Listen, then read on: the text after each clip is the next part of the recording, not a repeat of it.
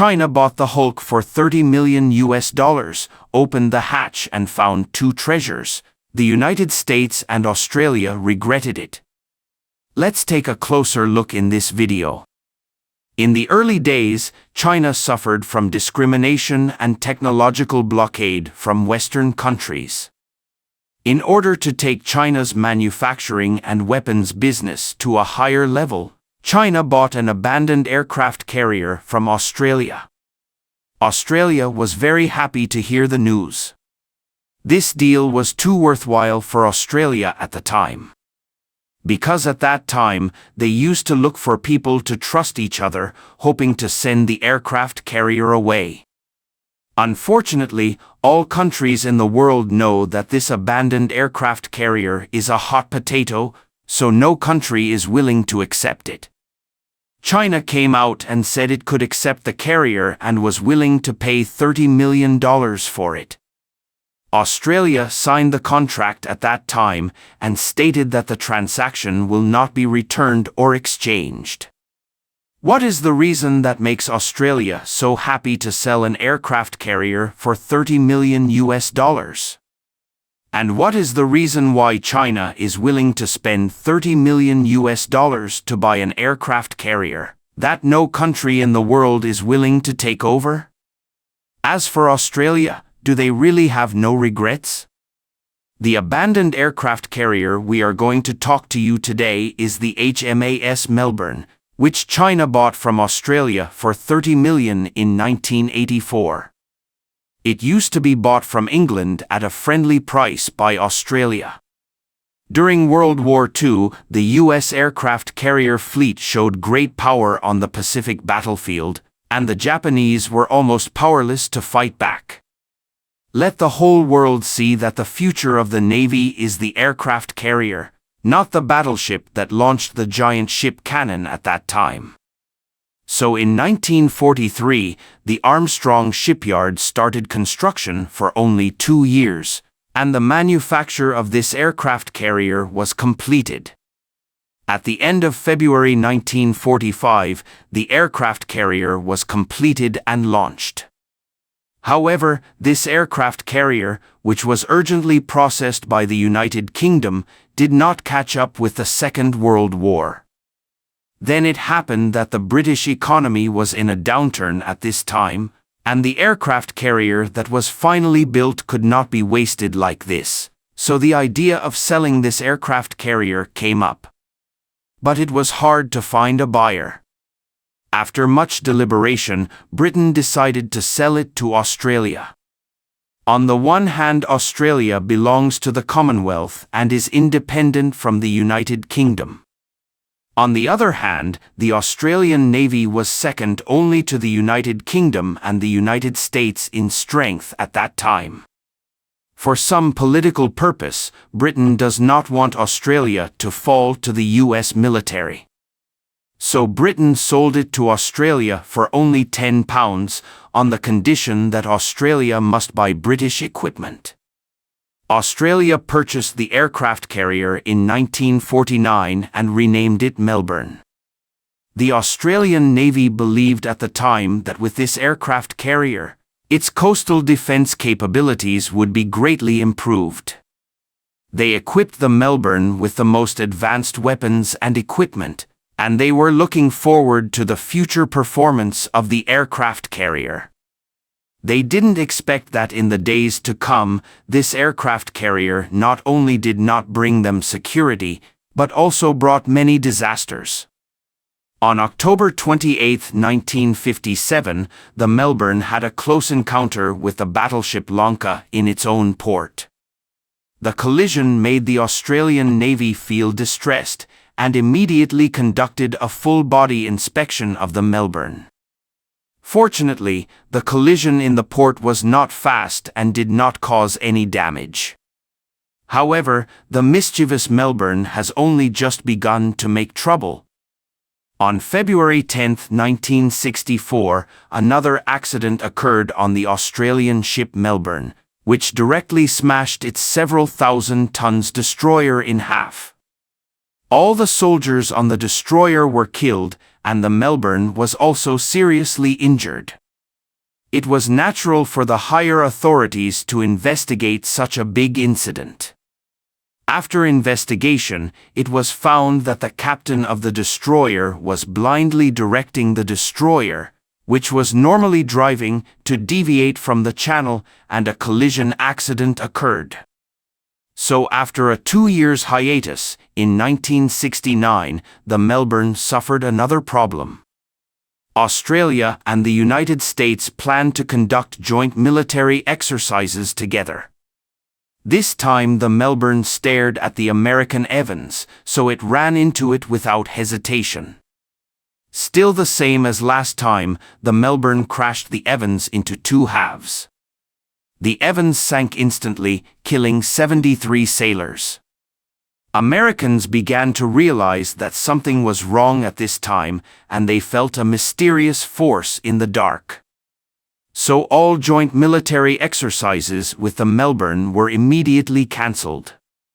After the Melbourne returned to its hometown, it may have felt that it was not as happy as the previous collision, and it collided with several ships successively.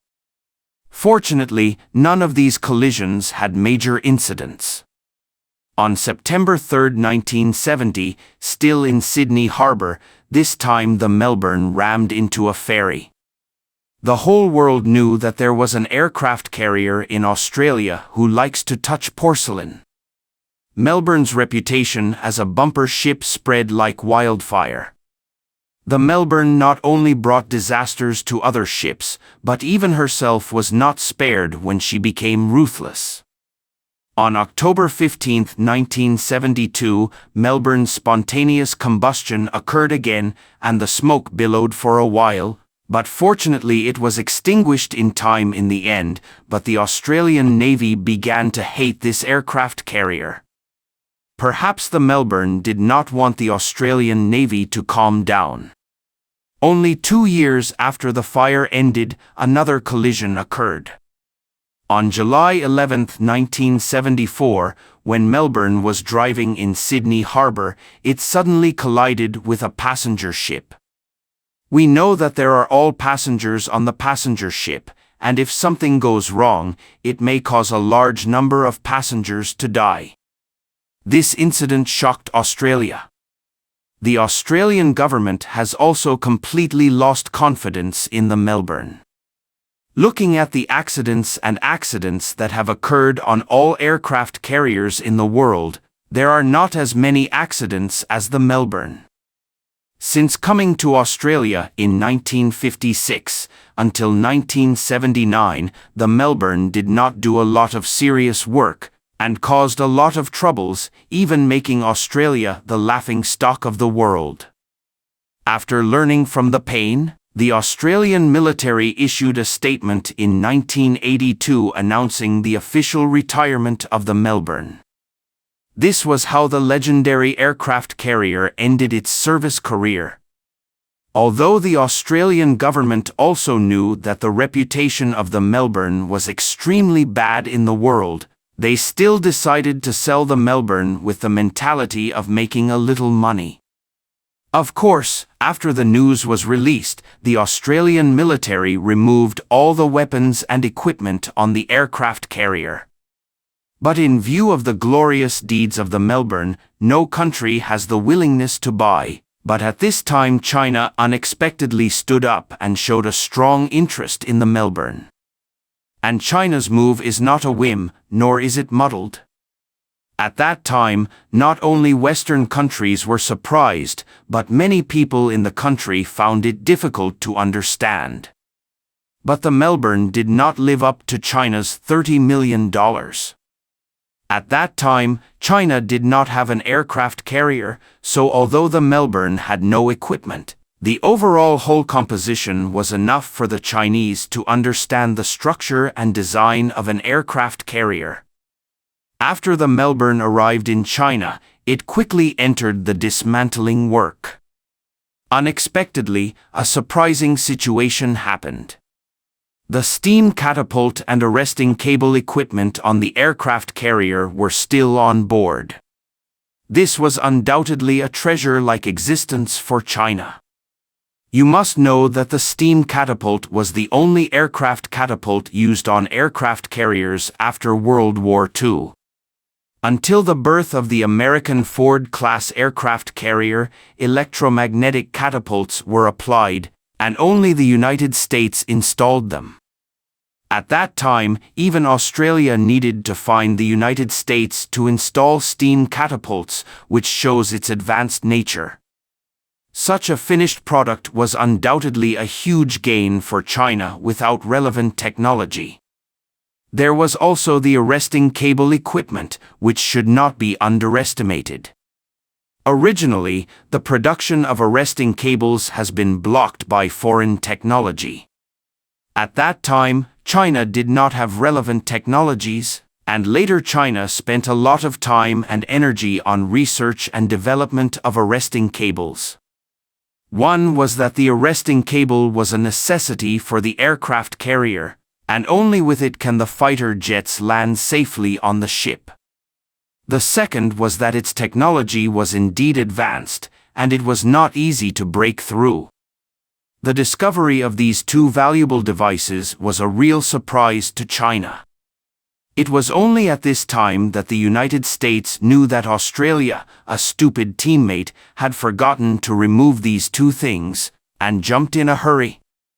So that later, when China purchased the Variag from Ukraine, the United States repeatedly ordered Ukraine to dismantle all the equipment before selling it.